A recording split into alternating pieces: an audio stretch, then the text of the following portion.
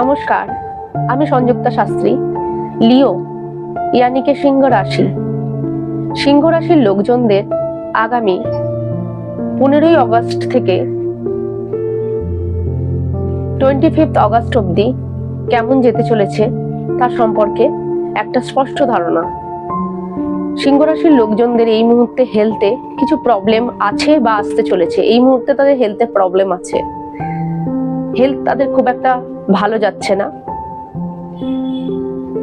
আগামী দিনেও এই কটা দিনের মধ্যেও একটু কম বেশি হেলথে সমস্যা আসতে পারে, হঠাৎ করে, যেটা আপনি বুঝতেও পারবেন না, হঠাৎই করে অ্যারাইজ হবে।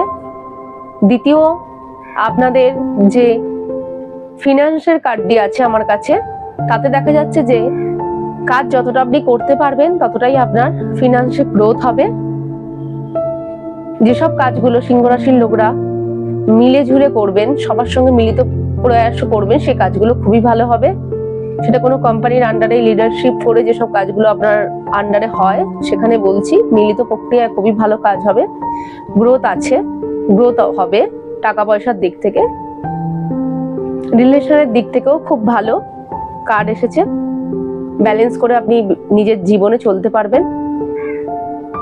পারিবারিক কেন্দ্রিক আপনার কোনো সমস্যায় আসবে না, আপনি সবটাই ম্যানেজ করে চলতে পারবেন। তবে হেলথের দিক থেকে একটু সমস্যা আছে, সেই সমস্যাটুকু আপনি একটু বুঝে চলবেন, তাহলে ঠিক থাকবেন।